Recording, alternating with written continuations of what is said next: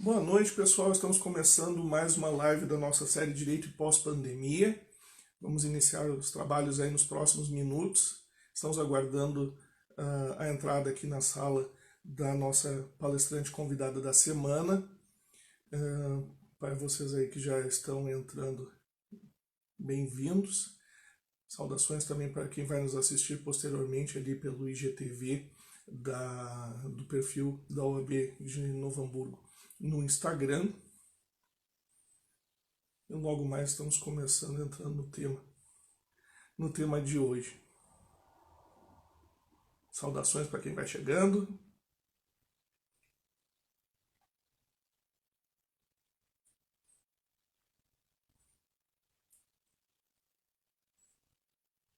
Bem-vindos, bem-vindos.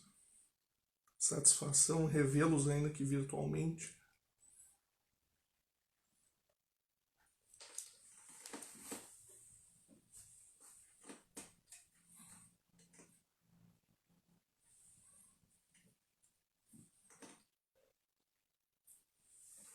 Aqui.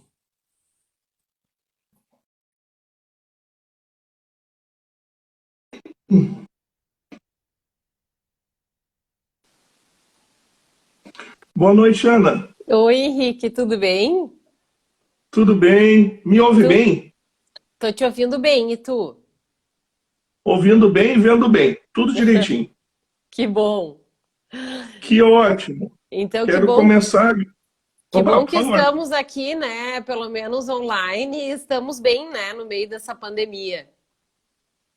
Com certeza, né? Nesses dias aí em que a saúde é mais importante do que nunca, né? Muitas dificuldades aí logísticas numa série de aspectos, tanto acadêmicos quanto profissionais na advocacia, mas nesse momento a prioridade é a saúde, né? É, a saúde. Mas que bom que estamos conseguindo, né? Estamos conseguindo manter, assim, as atividades, né? Que eu acho que isso é o mais importante, né? Porque a vida tem que continuar. Com certeza, com certeza. Quero agradecer desde já demais a tua disponibilidade de agenda para estar conosco nessa noite, né, nos prestigiando com o teu conhecimento, a tua experiência nessa área, né, no tema da nossa semana. Também, né, mais uma vez, saudar aí a todos os presentes que já chegaram, que estão entrando na sala virtual nesse momento. Lembrando também que, para aqueles que por algum motivo não puderem assistir a fala da professora Ana ao vivo, o vídeo vai ficar salvo no IGTV do perfil da OAB de Novo Hamburgo no Instagram. Então é possível assistir depois. Muitos colegas acabam, por questões ali de problema de agenda, assistindo depois ali no perfil. Então isso também é uma opção. Como a plataforma aqui nos reserva o tempo de 1 hora e sem nenhuma tolerância, né, fecha ali os Sim. 60 minutos, nós somos sumariamente excluídos. Uhum. Então, sem mais delongas, eu quero passar a palavra para a convidada dessa semana, professora Ana Paula Ax, que é mestre e doutora em Direito, advogada e professora do curso de Direito da Universidade Fevale.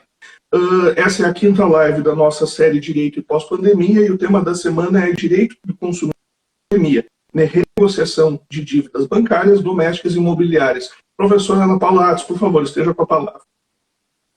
Então, primeiramente, boa noite, Henrique. Para mim está sendo também um prazer estar aqui hoje, né, no mês da advocacia, falando para não só advogados, mas talvez outros interessados, né, que estejam aqui nos acompanhando essa noite. E, e eu acho que o tema, o direito do consumidor, ele desponta, né, dentre as várias áreas do direito que mais está sendo demandado, assim, nessa época de pandemia. Então, quando tu me convidaste para falar, né, primeiramente tu já foi meu colega, tanto na Unicinos quanto na Fevale, né, tenho um grande apreço pelo seu trabalho e pela sua trajetória também profissional. É, Sinto só recíproco, sinto falta assim dos nossos bate-papos nos corredores da Fevale, né? é verdade, Mas talvez a gente se encontre em outras oportunidades também. Que bom que a gente está se encontrando aqui hoje. com Então, certeza. Então, essa questão, Henrique, quando tu me convidaste, então, para falar sobre o tema da pandemia relacionado, né, ao direito do consumidor, eu pensei em alguns temas, passei para ti, até tu disseste, não, esse eu acho que terá mais apelo, e eu acho que sim, porque a pandemia afetou, eu acho que num primeiro momento, né, a saúde e a vida de muitas pessoas, né, de uma forma mais drástica a vida. Só que a questão dos produtos e serviços essenciais, que é essencial para a dignidade da pessoa humana, né? Ou seja, não basta estar vivo, a gente tem que viver com dignidade. Então, dentro dessa concepção,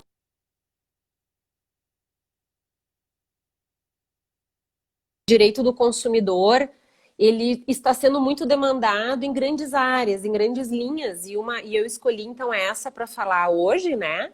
Que é, primeiramente, Henrique, eu dividi minha fala em 4 pontos, tá? Primeiro, eu vou falar sobre algumas questões agora envolvendo produtos e serviços essenciais. Num segundo momento, parcelamento de dívida com os bancos. E num terceiro momento, financiamento imobiliário e a questão do parcelamento do cartão de crédito. Envolve, né, esses assuntos estão meio que interligados, né? Bom, primeiramente, né, Henrique, antes de mais nada, antes de eu adentrar na questão dos serviços e produtos essenciais, de fato, nós vivemos em um país muito desigual e a pandemia, ela também afeta de forma desigual a sociedade. Então, por exemplo, gostaria de dizer, por exemplo, que afetou muito, de forma muito mais drástica, as famílias de baixa renda, né? Porque muitas dessas famílias, elas já tinham dívidas que estavam pagando, né? Algumas dessas famílias perderam a sua renda, perderam emprego, né? Então, para elas enfrentar esses problemas de dívidas, de como continuar pagando, como fazer isso, se tornou, claro, muito mais dramático. E também lembrando, Henrique, todos, né, que no Brasil, a lei que vai, a atualização do CDC, que está para atualizar o Código de Defesa do Consumidor nessa área do superendividamento, que é algo que não é regulado ainda, está para ser aprovado ainda esse semestre, que é a PL 3515 de 2015, que regular o superendividamento do consumidor e também regular a publicidade das instituições financeiras quanto ao crédito, né? Então, isso vai ser um grande passo nessa arena assim, no Brasil. Então, falando um pouquinho de serviços e produtos essenciais, o que eu posso assim dizer sobre isso, né? Primeiro que serviços e produtos essenciais englobam hoje em dia não só água e energia elétrica, como também telefonia e internet, né? Então, e ainda mais na pandemia em que as pessoas precisam da internet para trabalhar, né? Os filhos, os alunos para estudar. Então, cada vez mais virou um serviço extremamente essencial. Bom, quando a gente começa, então, a conceituar produto e serviço essencial, a Agência Nacional de Energia Elétrica recomendou as concessionárias de energia elétrica em todo o Brasil a uma recomendação que na pandemia, que durante a pandemia, essas concessionárias não bloqueassem, não cortassem o serviço desses serviços essenciais, como energia elétrica, internet e outros, em função do não pagamento, tá? Claro que isso não quer dizer que essa concessionária não possa cadastrar o nome do consumidor em órgãos de proteção ao crédito. Pode. Mas que pelo menos durante a pandemia, que esse estado de calamidade pública que vigora até o final deste ano, né, pelo decreto federal, que pelo menos eles não cortassem o serviço, tá? Então isso de antemão é a primeira informação. O que que acontece, né? Que na prática, muitas vezes, isso não está acontecendo. E quando eu falo na prática, aqui durante a minha explicação, estou falando, assim, da informação que os PROCONs estão trazendo, dessas informações oficiais. Que na prática, muitas vezes, isso não está acontecendo. Ou seja, além das concessionárias de serviço de telefonia, de internet e de energia elétrica estarem cortando serviços, ainda estão cadastrando o nome dos consumidores em órgãos como SPC e Serasa, enfim. Então, eu acho que essa é a primeira questão. Ou seja, os PROCONs entendem que esse corte de serviço essencial durante a pandemia não pode ser realizado. Bom, e se isso acontecer, né? Como que o consumidor deve reagir a isso? Ele deve primeiro fazer uma reclamação na central de atendimento ao consumidor, seja por telefone, seja até pela internet, né? Porque também há um decreto que diz que os fornecedores devem dispor de meios, o serviço de atendimento ao consumidor deve ser também disponibilizado pela internet e não só por telefone. Fazer essa reclamação, né, para que esse serviço volte e, claro, casos mais graves, né, deve-se entrar com uma ação, por exemplo, no Juizado Especial Cível, que hoje em dia o próprio consumidor pode se entrar com essa ação de forma virtual, não precisa nem procurar advogado, né? Então, isso é mais uma questão importante. O que a gente fala, né, que deve-se pagar a dívida, né?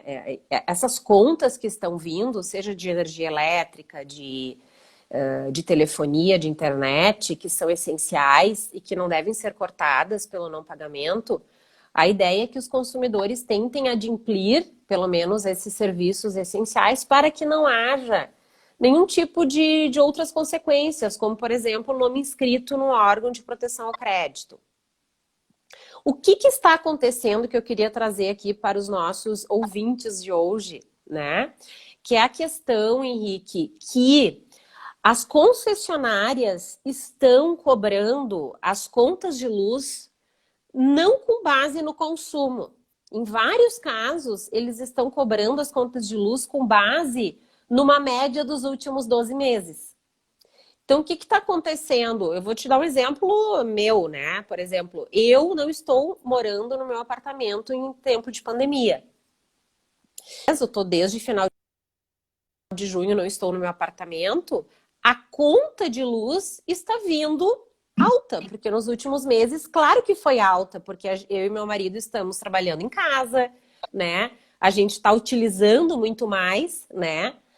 As contas de luz, energia elétrica, enfim, split. E pela nossa surpresa, o último mês a gente não ficamos nem um dia em casa e a nossa conta veio como numa média que a gente vinha pagando nos últimos 12 meses.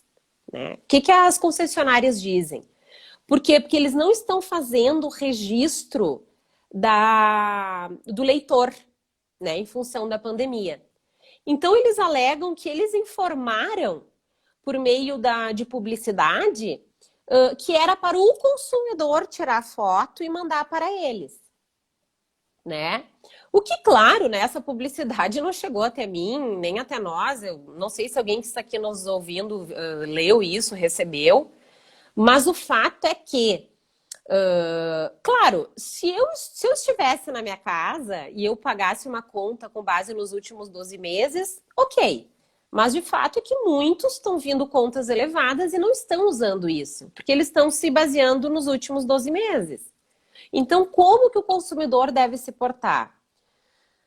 Falando em termos legais, se ele puder pagar a conta, mesmo que ele ache que é indevida, e fazer uma reclamação junto a algum canal da concessionária de energia elétrica, seja na internet, seja por telefone, e dizer que essa conta não condiz com a realidade do consumo.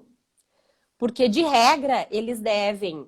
Talvez eles vão te pedir para tirar alguma foto do medidor, você envia por esse protocolo, esse canal de atendimento, e, de regra, eles devem ressarcir esse valor nas próximas faturas. Né?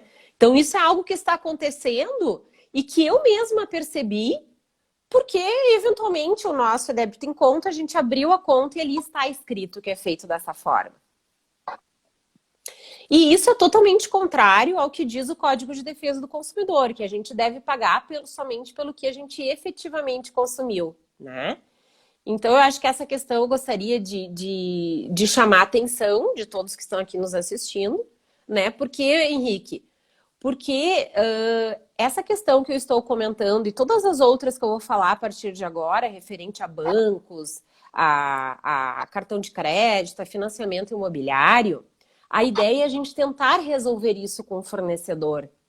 Porque tu há de convir que o judiciário vai ser abarrotado, né, de ações. Então, o que eles pedem, e inclusive essa é a recomendação dos PROCONs, que os fornecedores resolvam isso direto com os consumidores.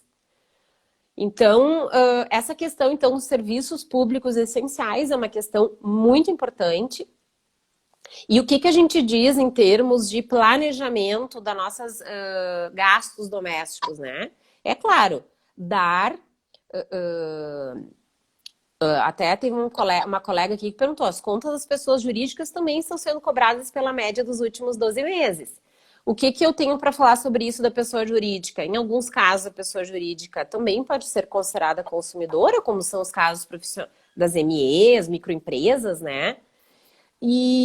Mas nem de pessoas, né? De todas as pessoas jurídicas, se é cobrado uma média dos últimos 12 meses e de fato você está consumindo na média, ou seja, não é algo ilegal, ok. Agora, se de fato a sua empresa está fechada devido à pandemia e você não está consumindo isso, a ideia é que você pague a conta e abra uma reclamação, que você vai ter um número de protocolo no site ou por telefone dessa concessionária, e a ideia é que eles te ressarçam desse valor, tá? Te devolvam, te ressarçam nas próximas contas. O que mais eu gostaria de falar sobre isso, né? Naqueles casos, tá, Henrique, de pessoas, de consumidores, que é a maior parte da população brasileira, veio a conta alta de luz e eu não tenho como pagar, e discutir, nós estamos, o PROCON e todas as entidades estão pedindo para que os consumidores liguem para a concessionária ou para a telefonia e façam parcelamento dessa dívida, tá?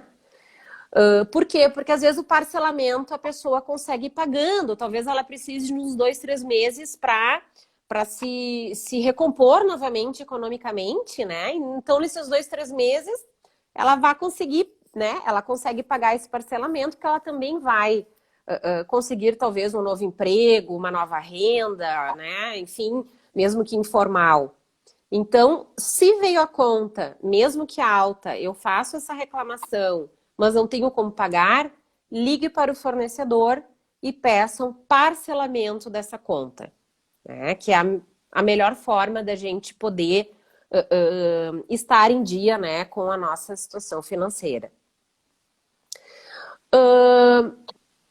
E daí, né, Henrique, falando sobre isso e também como nós temos o tempo aí de 1 hora no máximo, falando um pouco sobre isso, de uma forma geral, eu gostaria também agora de falar um pouquinho, falei dessas dívidas, né, dos serviços públicos essenciais, e gostaria agora de ir para um outro tópico, né, que seria do serviço de parcelamento, né, como é que fica esse parcelamento de dívidas com os bancos, né?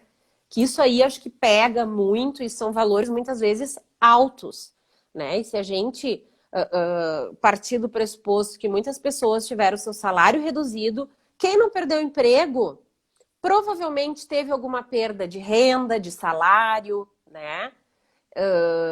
Todos nós estamos sofrendo economicamente com a pandemia. Bom, o que eu quero dizer antes de mais nada, só para nós visualizarmos a situação dos bancos, né? No dia 17/3, que foi quando houve esse decreto, né, de calamidade pública, neste período os bancos receberam do governo uma série de medidas que flexibilizou a disponibilidade dos bancos para emprestarem dinheiro, né, para disponibilizar recursos financeiros para a população em geral, tá? Além desse socorro financeiro do governo federal aos bancos, né, Os próprios bancos, de uma maneira, digamos, que partiram deles mesmos, né, resolveram socorrer as pessoas nesse período, assim, pelo menos é a publicidade dos bancos, né, para oferecer para as pessoas afetadas pela pandemia uma suspensão das operações de crédito nesse período. Né? Então, essa foi a publicidade dos bancos. Até se vocês colocarem na internet, vai vir várias reportagens sobre isso. Isso foi feito, tá, por parte dos bancos, sem uma comunicação prévia ou sem qualquer tipo de negociação com os setores de defesa dos consumidores, né? Digamos que isso foi algo que partiu dos bancos realizarem. Só que o que acontece? Apenas os maiores bancos, né, que é o Santander, o Banco do Brasil, a Caixa Econômica Federal, o Bradesco e o Itaú, são os 5 maiores bancos no Brasil, resolveram então abrir esse canal para fazer essas renegociações, só que ficaram de fora, ou seja, esses 5 bancos disseram, olha, para quem estiver enfrentando problemas financeiros, nós vamos suspender o pagamento dessa dívida por um período. Só que o que aconteceu? Ficaram de fora dessas linhas de crédito, né, de renegociação, o cheque especial, os cartões de crédito e o crédito consignado. Então, cheque especial, cartão de crédito e crédito consignado não entrou nessa suspensão, digamos, que o consumidor poderia pedir aos bancos, tá? Então, não houve uma padronização de um movimento, né, por parte de todos os bancos. Foi um movimento voluntário por parte dos bancos. Não foi publicizado muito bem quais seriam, né, os impactos disso para esse consumidor que pediria uma suspensão dessas dívidas, do pagamento dessas dívidas por 60 ou 90 dias, né? Alguns consumidores foram contemplados, né, com essa suspensão durante 60 ou 90 dias dessa parcela. Mas, Henrique, o que acontece? Os consumidores mais endividados, mais afetados, não ganharam essa benesse dos bancos. Por quê? Porque muitos, quando foram pedir a suspensão do pagamento dessas dívidas, dessas parcelas, durante 60 ou 90 dias, enquanto durar a pandemia, o que os bancos fazem? Uma análise, tu tem um score, né? Tu tem uma pontuação de crédito dentro dos bancos. Então, se tu já tem algum tipo de endividamento com o banco, ou se tu já tinha pedido algum tipo de... ou se o teu pedido de crédito já não condizia com a tua realidade econômica, essas pessoas não conseguiram suspender as suas dívidas com os bancos, os seus parcelamentos. Então, vejam, a camada que mais precisou dos bancos não foi atendida pelos bancos. Não foi contemplada, né, por essa suspensão. Muitos casos, o banco concedeu essa suspensão do pagamento dessas parcelas, dessas dívidas, né, por um tempo. Só que o que acontece? Claro que a taxa de juros também aumentou. Então, os consumidores começaram a relatar, eu tive essa suspensão, mas, consequentemente, houve um aumento das parcelas consequentes e logo o aumento da minha dívida total. Claro.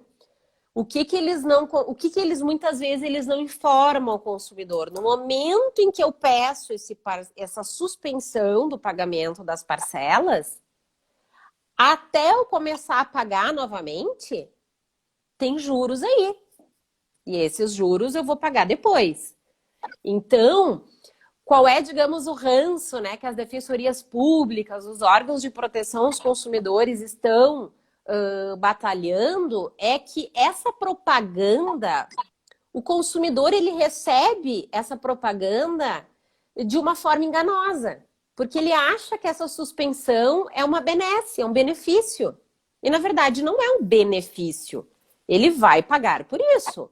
Óbvio, vai incidir taxa de juros nesse período.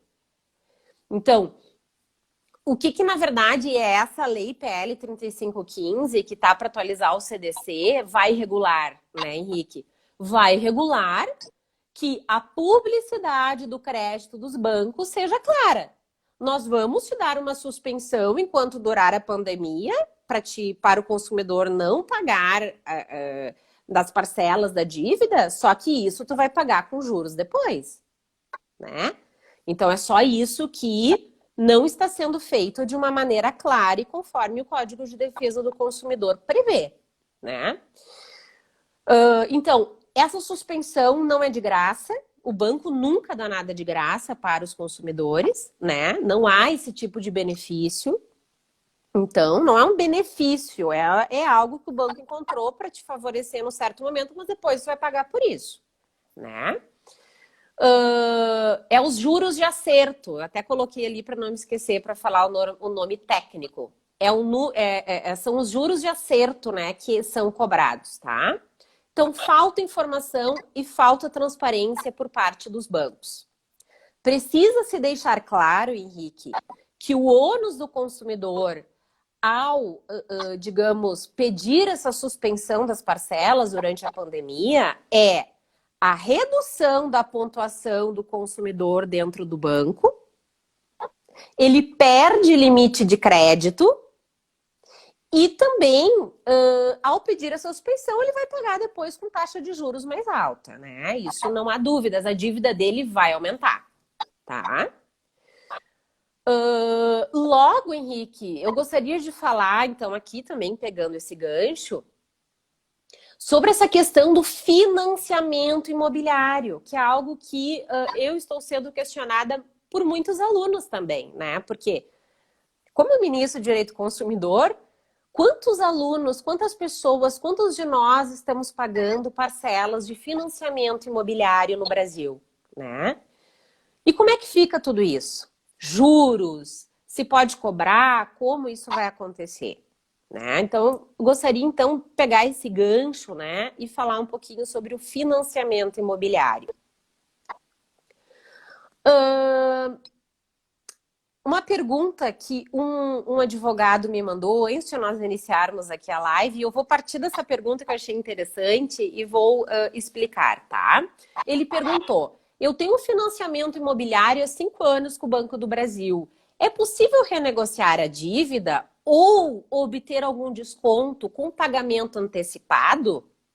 Porque esse advogado que me fez essa pergunta, ele foi demitido, ele ganhou um bom dinheiro e ele pensou, bom, quem sabe eu pago antecipado ou renegocio a dívida. Então eu quero falar sobre isso também com os colegas advogados e consumidores, né?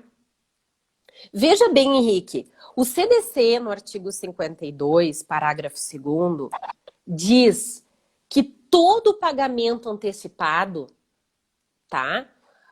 Para todo pagamento antecipado, o consumidor deve receber o desconto devido pelos juros, né? Por essa taxa de juros que não vai estar incidindo nesse período que eu vou antecipar, tá? Então essa é a primeira questão. Posso pedir o pagamento antecipado? Pode, mas o banco deve te conceder um desconto. Então, esse desconto deve ser proporcional de acordo com esse abatimento dos juros pelo período em que, claro, eu estou antecipando, tá? Quanto à questão da renegociação da dívida. Exemplo, como é que eu posso renegociar uma dívida que eu tenho com o banco, inclusive de um crédito imobiliário, né? O que se indica para o consumidor? Veja, nós temos 5 grandes bancos, né? Que são os bancos mais poderosos em que se concentram mais de 80% do crédito no Brasil. Como eu já falei antes, Banco do Brasil, Caixa, Santander, Bradesco e faltou mais um. Itaú Unibanco. O que eu posso fazer, então, para renegociar minha dívida? Eu posso, meu crédito imobiliário, meu crédito, enfim, qualquer crédito que eu tenha, mas aqui estou falando financiamento imobiliário. Eu posso vir com outro banco, eles aplicam, né? Para poder comparar. E eu posso levar essa outra proposta do banco, se eu achei, por exemplo, tem um crédito lá no Bradesco, um financiamento imobiliário, e vi que no Santander, para o mesmo crédito, eles estão aplicando uma taxa de juros menores. Então, eu posso apresentar isso para o meu banco e tentar discutir a taxa de juros. Por quê, né, Henrique? Porque 0,5%, qualquer percentual que vai alterar a taxa de juros, isso no montante, num valor, né, num valor maior, como é um crédito imobiliário, o impacto é muito grande. Então, eu pego essa taxa que esse outro banco ofereceu e levo até o meu banco para tentar renegociar a minha dívida. O que acontece? Para fazer uma contraproposta, digamos assim, né? Porque eles também se acirram, né? É algo muito acirrado e muitas vezes eles aceitam e diminuem, né, a taxa a taxa de juros. Então eu posso levar essa proposta do outro banco para tentar fazer uma contraproposta para o meu banco se eu tenho aí um financiamento imobiliário. Essa é a primeira alternativa. O banco vai dizer, não, Henrique, eu não vou diminuir essa minha taxa de financiamento imobiliário. E o consumidor faz as contas e vê, que neste outro banco, este 1% que o outro banco diminuiu na taxa de juros vai fazer uma grande diferença no valor da dívida total. Eu posso pedir, Henrique, a portabilidade. Eu posso realizar a portabilidade de crédito, né, para tentar mover esse meu crédito, esse meu financiamento imobiliário para o outro banco. O que acontece? Os bancos muitas vezes, quando vão te explicar, e tu vai dizer, olha, então eu quero fazer a portabilidade do meu crédito. Eles tentam te passar uma ideia que isso é complicado, que tu vai gerar custo. Mas o que a lei diz? A lei diz que essa portabilidade de crédito, então, se eu quero mudar meu financiamento imobiliário do Banco do Brasil para o Banco Santander, não deve haver custo para o consumidor. O único custo que pode haver é o custo que eu vou ter para fazer, na verdade, uma averbação deste contrato no cartório. Porque a lei simplificou isso. A lei simplificou esse processo de portabilidade justamente para beneficiar o consumidor. Claro, como eu tenho um contrato que foi assinado por mim, né, um contrato de crédito imobiliário que foi assinado por mim e que está lá no cartório, que inclusive tem como garantia o próprio bem, né, o próprio bem imóvel, o que eu tenho que fazer? Para fazer essa portabilidade, eu preciso fazer uma averbação de alteração deste contrato para informar neste contrato, né, que houve uma transferência da dívida do banco A para o banco B. Né? Então, o único custo que eu vou ter é com essa averbação, que não é um custo elevado. Agora, custos com o banco de origem, digamos, o consumidor ser penalizado por estar fazendo essa transferência, né, essa portabilidade de crédito, não deve haver, tá? Então, isso é uma questão, então, que eu gostaria de trazer aqui, porque muitas pessoas e advogados não sabem dessa possibilidade de portabilidade do crédito. É possível, sim, sem custo para o consumidor. O único custo que ele vai ter é para averbar essa diferença, né? Para averbar essa transferência da minha dívida do banco A para o banco B lá no cartório, onde está registrado este contrato de financiamento imobiliário. A terceira alternativa, Henrique, seria a questão de pausar o contrato. Ou seja, eu quero pausar o meu contrato e eu quero jogar essas parcelas lá para o final do contrato. E claro que vai haver um aumento da minha dívida, né? Só que às vezes é necessário. Mas isso é possível também. pausar durante um tempo o contrato, né? E jogar essas parcelas para o final. E claro que vai haver também, né? O aumento desta dívida e o valor das parcelas também, tá? Às vezes é necessário se fazer isso. O que eu gostaria de deixar também bem registrado, que é proibido a venda casada dos serviços financeiros, né, dos serviços de crédito oferecidos pelos bancos. Um grande banco, tá, já foi autuado pelo Procon. Por quê? Porque ele te oferecia uma taxa menor se tu contratasse o seguro de vida. Então, isso não pode se fazer, né? Você não pode, isso eu quero deixar aqui bem registrado aos colegas, não pode haver venda casada. Ou seja, olha, nós vamos te oferecer uma taxa aqui muito, uma taxa menor do que o teu banco, mas tu precisa aqui contratar o serviço de seguro de vida, né? Isso não pode haver, isso é a chamada venda casada, que não pode haver no mercado de consumo, né? Ou seja, eu te dou um benefício, mas tu precisa contratar um outro serviço aqui do banco. De novo, Henrique, o que o consumidor deve fazer se o banco insistir, né? Por exemplo, querer cobrar taxas a mais para a portabilidade do meu crédito ou tentar sugestionar o consumidor a contratar, né, por essa venda casada. Ele deve, claro, deixar isso registrado e, se não conseguir resolver isso com o banco, ir até um canal de atendimento do Procon, por exemplo, de sua cidade. Porque o Procon tem sido muito atuante e tem resolvido vários problemas de ordem financeira, né?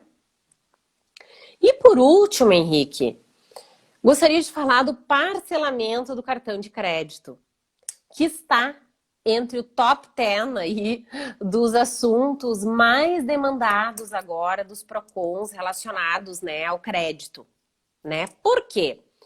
Porque a gente recebe, né, e aí eu gostaria de deixar registrado, o consumidor no Brasil, Henrique, e não é um problema do consumidor, nós todos somos consumidores, só que nós não temos uma cultura do consumo e uma cultura do crédito consciente.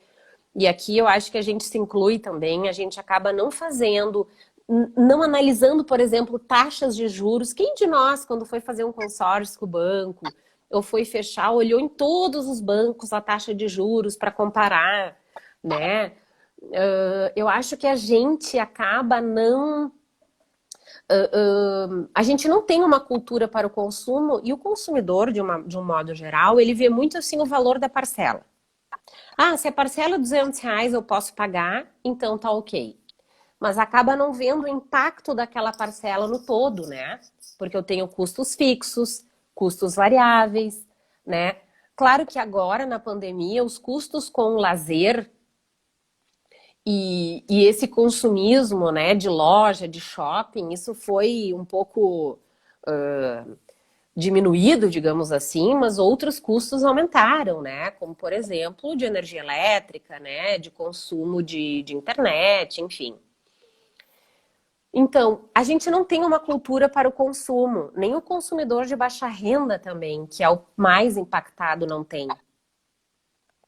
E o cartão de crédito, o que os bancos fazem? Eles te oferecem um limite maior até que o teu próprio salário, do que tu pode pagar, e depois começa a vir as faturas, o consumidor se empolga, e vem uma fatura, ainda mais agora, imagina, não consigo pagar, veio lá uma fatura de 1.100, eu não consigo pagar. O que geralmente o consumidor faz? Ou ele não paga, ou ele faz o parcelamento, né? Que já vem bem ali, tão fácil na fatura, já vem assim, ó, parcele a sua fatura em 10 vezes, né? O que acontece sobre a questão do parcelamento do cartão de crédito, tá? Primeiro, O consumidor ele precisa ser informado de uma maneira muito clara qual é a taxa de juros aplicado. Quando o banco ele anuncia essa possibilidade de negociação, ele precisa informar o ônus disso. Qual é o ônus de parcelar uma fatura de um cartão de crédito? O ônus é que o limite de crédito dele da fatura no próximo mês já não vai ser o mesmo. Se eu tenho um limite de crédito de hoje de R$ 2.000 e eu parcelar essa minha fatura de 1.000, mês que vem o meu limite já não vai ser 2.000, já vai ser 200, por exemplo. Então, eles já cortam na hora o teu limite de crédito. O valor total da minha dívida vai aumentar. Então, o consumidor precisa saber se ele quer assumir esse risco. Eu acho que isso é a primeira questão de todos os tipos de dívidas, né?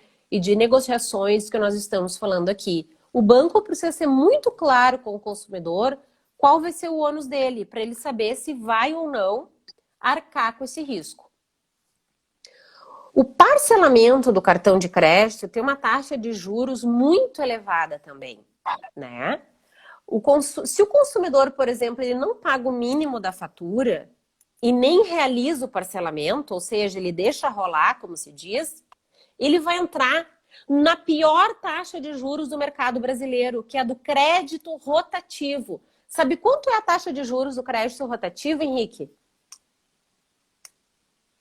Não lembro de cabeça, mas eu sei que é uma das mais aterrorizantes do nosso mercado. É 300%. Eu ia chutar alguma coisa entre 400% e 500%. É um horror. E sabe quanto que é a taxa de juros do parcelamento do cartão de crédito, Henrique? Também não me recordo de cabeça. Deve ser 200. bem suave. Eu tô falando tudo em torno de, né? Em torno Sim, de sim. 200%. Sim. E o que acontece? Qual é a primeira qual é a primeira saída que o consumidor faz?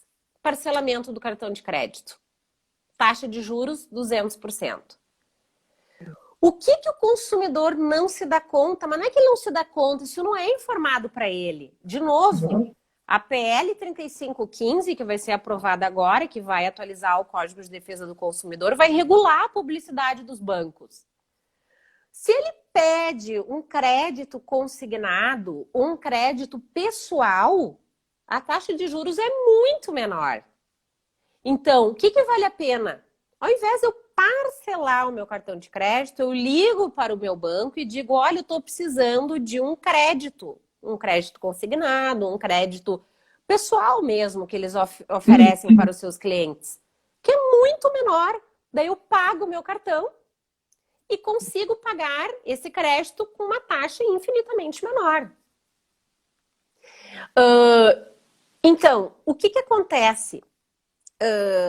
Esse tipo de informações, né, isso não é passado para o consumidor. Então, o consumidor acaba entrando nesse parcelamento do cartão de crédito, que tem uma taxa absurda, e que isso tudo vai somando e o consumidor acaba se superendividando, né? E o que é o superendividamento? Só para deixar claro aqui para todos que estão nos assistindo. É quando o consumidor ele chega num ponto que ele não consegue mais saldar suas dívidas e ele entra na morte. É como se fosse a morte da empresa, ele entra numa falência, em que ele começa a não pagar dívida, a entrar em cadastro de proteção ao crédito, então o seu nome fica sujo, né? Não consegue comprar bens e produtos e serviços essenciais. Isso é um consumidor que ele fica sem a sua dignidade, né, Henrique? E assim, ó, de vários estudos que tem nessa área de superendividamento, são pouquíssimos os consumidores de má fé. A maioria são consumidores que querem pagar e estão sem informação, né, sobre como gerenciar esse crédito. Só para te dizer, Henrique, segundo uma norma do Banco Central, se o consumidor ele fica 30 dias no crédito rotativo, ou seja, ele não paga, ele deixa rolar, como se diz. Ele vai ficar 30 dias no crédito rotativo, automaticamente, na próxima fatura, o banco vai inserir o consumidor no parcelamento do cartão de crédito. Então, como essa prática começou a ficar muito recorrente, os bancos aumentaram a taxa de juros tanto do crédito rotativo, que é 300%, quanto do parcelamento do cartão de crédito, que é 200%, em torno de, né? Então, assim, muitos também me perguntam, mas a taxa Selic diminuiu, é uma taxa Selic, é a taxa menor, né, do mercado atualmente. Como que pode isso? É que o banco, a análise que o banco faz da taxa de juros que ele vai aplicar, leva em conta não só a taxa Selic, outros fatores, né? Então, não quero dizer. Bom, também assim, qual é também uma outra perspectiva que aqui eu deixo como dica para os advogados, até falar para os seus clientes e consumidores que estão nos assistindo. Vejam que as fintechs, né, de bancos, o que são as fintechs? São bancos que não têm agência física, são todos bancos virtuais, estão entrando no mercado muito fortemente e oferecendo taxa de juros, de financiamentos imobiliários, enfim, muito atraentes. Então, o que eu acho? Que não fiquemos só naqueles 5 maiores bancos, que a gente procure quando quer um financiamento imobiliário, ou mesmo nessa época de pandemia, quando se precisa recorrer a um crédito emergencial, procure as fintechs, que são bancos virtuais, que chegaram no mercado com taxas de juros super competitivos. Por quê? Porque eles também não têm custo com bancos físicos, com a estrutura toda que isso requer, né? O que eu gostaria também de dizer, né? Então, se você tem 5 mil respondendo aquela pergunta do colega lá de cima, eu tenho 5 mil na fatura do meu cartão de crédito, não tenho como pagar, o que eu devo fazer, né? Em vez de parcelar a fatura, recorra a algum outro financiamento com uma taxa melhor, porque qualquer outro financiamento vai ser uma taxa melhor. Seja um financiamento de um crédito consignado, seja um crédito pessoal mesmo, e recorra às fintechs, aos bancos virtuais, que estão vindo com muita força no mercado, com liquidez, e estão aí com taxas, né, de juros muito sedutoras, né? Por último, finalizando, uma outra pergunta muito recorrente. Eu tinha parcelas no meu crediário, Henrique, na minha lojas Renner, loja C&A, que as mulheres gostam muito de fazer, né, contas, né, crediários. Estou vendo que algumas amigas minhas aí também estão online. Mulher gosta do crediário, né? Que é o quê? Eu gastei R$ 500, eu vou parcelar em 10 vezes 50, que ótimo isso. Só que às vezes, claro, esses 50 vão se multiplicando. O que muitas pessoas me questionaram também? Olha, eu tinha uma parcela no crediário, pessoas que pagavam de forma física, né? E agora eu não tenho mais como pagar, porque eu ia nas lojas Renner e elas estão fechadas e eu não paguei. E agora as lojas estão me cobrando aquelas parcelas em atraso com multas e juros. Isso pode ou não pode, Henrique? O que tu acha pelo teu senso comum? A gente fica pensando que, né, por mais que a situação seja de calamidade, não vai haver assim um perdão, uma isenção, ou não tem problema, a gente entende que está tendo uma situação de calamidade, voltem aqui em dezembro, janeiro de 2021, vocês podem pagar e não vai ter nenhum acréscimo de juros ou correção. Parece difícil de acreditar, né? Não é que a gente quer ser cético, né, demais, mas parece difícil de acreditar. Eu não orientaria um cliente nesse sentido, para não te preocupa, tem um decreto, né, reconhecendo o estado de calamidade no país, então essas obrigações ficam em suspenso, tu volta lá em janeiro de 2021, eu não orientaria nesse sentido. Eu tô vendo ali, tem uma ouvinte, a Cíntia Mello, arquiteta, minha amiga de São Leopoldo, ela acertou a questão. O que diz?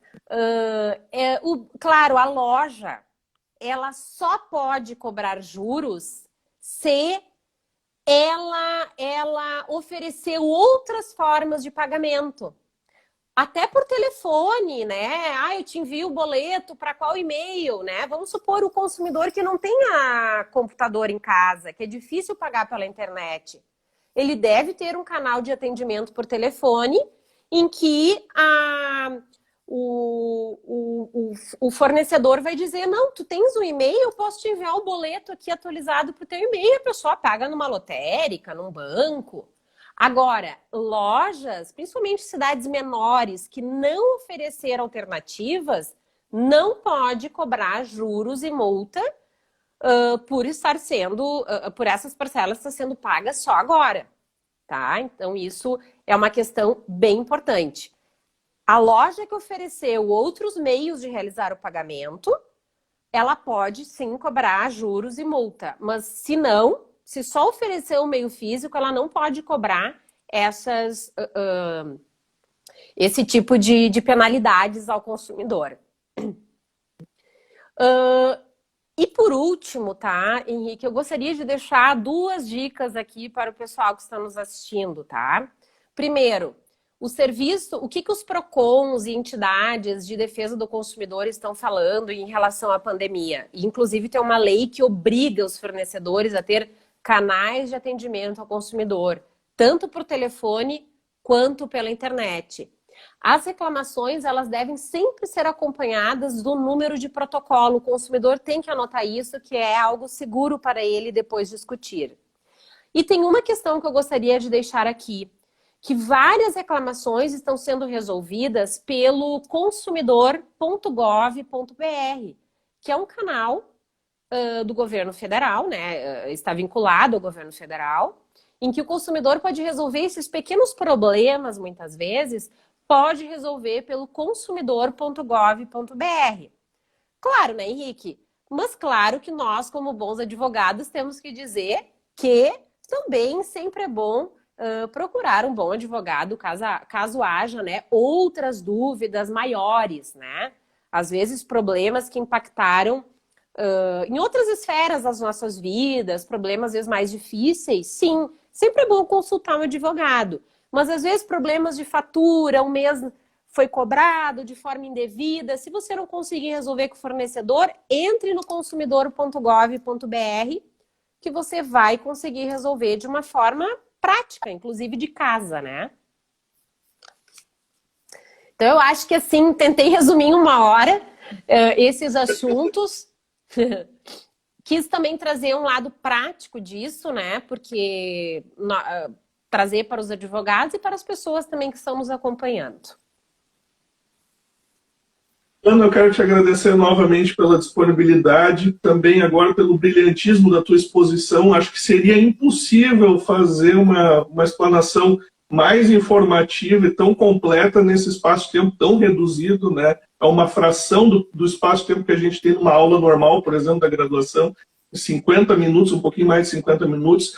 Ficou bom demais, eu tenho certeza que eu falo não só por mim, mas por todos que estão nos assistindo aí, que estava excelente. E nós estamos nos encaminhando para os minutos finais, porque a plataforma é cruel com a questão do tempo, né? Dá 1 hora, ela nos derruba, mas a gente ainda tem 6 minutinhos. Então, se alguém tiver alguma consideração, alguma pergunta adicional, ainda dá tempo aí, de repente, de um acréscimo pequenininho ou uma resposta assim, que não demande muito tempo para desenvolver. Enquanto, né, de repente... Por favor, fica à vontade. Eu gostaria também de dizer, Henrique, que muito embora não seja o assunto da nossa live, a questão das mensalidades escolares também, muitos pais estão se debatendo em volta disso, né? E a pergunta é, eu posso pedir desconto para a escola? Deve, né? No caso de, por exemplo, escolas infantis, né, Henrique, em que, por exemplo, a minha filha, por exemplo, tem 1 ano e 10 meses, ela estava numa escolinha e ela não tem como ter atividade de forma virtual.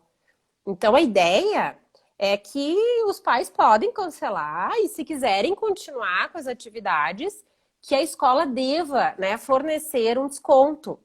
Porque os PROCONs, inclusive, estão pedindo para as escolas abrirem o seu financeiro e mostrar por A mais B se aquele é o melhor desconto que ela pode dar, né? E outras questões, claro que a escola que continua, a escola daí de ensino regular, como a gente chama, e universidades que continuam com o ensino mesmo à distância, né? Claro, é devido o valor da mensalidade, mas a negociação, caso o consumidor perca o emprego e tenha a renda muito abalada, é viável entrar em contato com a escola e requerer uma negociação, talvez, né? Um desconto, um parcelamento maior, ou pagar no futuro isso de forma parcelada. Eu acho que agora o momento é negociação. Essa é a palavra que os PROCONs, inclusive, estão informando a todos os fornecedores, e essa vai ser a pauta depois do judiciário. Se você for querer discutir alguma coisa, o juiz vai querer saber se o fornecedor abriu o canal de negociação, para deixar bem demonstrada a boa-fé. Não vão faltar questões polêmicas, né, de serviços essenciais, mensalidades, serviços que eventualmente foram contratados, até pagos antes da situação da pandemia. Por exemplo, eu estava falando esses dias sobre a questão de pessoas que compraram ingressos de shows, né, que estavam previstos, aí os artistas ou bandas anunciaram, não, agora não dá para ir, então existe uma expectativa, tu guarda o ingresso, porque existe uma expectativa de que esse evento vai ser realizado talvez em 2021, mas ainda é tudo muito incerto. Eu acho que isso depois aí também vai ter todo um canal, né, de discussões, fora essa questão do endividamento, né, e a gente vê que realmente, como tu bem abordaste na tua explanação, a gente tem essa visão muito errada sobre a questão dos juros no Brasil, quando a gente lê nos jornais que os juros, a taxa Selic foi reduzida mais uma vez, e os juros nunca estiveram tão baixos. E existe um problema de comunicação aí para a sociedade no sentido de, olha, os juros são aplicados, né, para diferentes serviços, diferentes créditos, dentro de uma média calculada de mercado, que envolve ali uma série de outros riscos e fatores, e elas diferem muito entre si. Então, essa coisa, mas eu vi na TV que o juro estava em 0,5%, sim, mas isso não vai valer para o cartão de crédito, isso não vai valer para um empréstimo. E mesmo entre esses serviços oferecidos pelas instituições financeiras, há uma discrepância, como tu bem apontaste, há uma discrepância gigantesca no ônus, né, quando a gente fala em termos de juros. Então, isso é uma coisa que falta muito ainda em termos de até uma obrigação legal, né, que a gente espera que isso vá ser normatizado agora pela reforma do Código de Defesa do Consumidor, com esse projeto que está em andamento, mas que falta muito constranger, por assim dizer, essas instituições financeiras no sentido de que elas têm uma obrigação de serem muito mais claras nessa questão da aproximação e do oferecimento de serviços, né, para o consumidor em geral. E só deixando aqui claro, Henrique, o Banco Mundial, né, contatou o Brasil, grandes nomes aqui no Brasil, inclusive o Banco Central, agora mesmo, recentemente, expediu uma recomendação. Os próprios bancos agora estão querendo regular essa questão do superendividamento. Por quê? Porque há mais de 100 milhões de brasileiros superendividados. E o que acontece com os superendividados? Eles estão fora do mercado de consumo, eles não consomem mais. Porque não tem como consumir. Não, o seu nome está em cadastro de proteção ao crédito, tudo que ganha muitas vezes já deixa, né, no banco como crédito consignado. Então, regular isso vai dar uma injeção aí na economia brasileira também.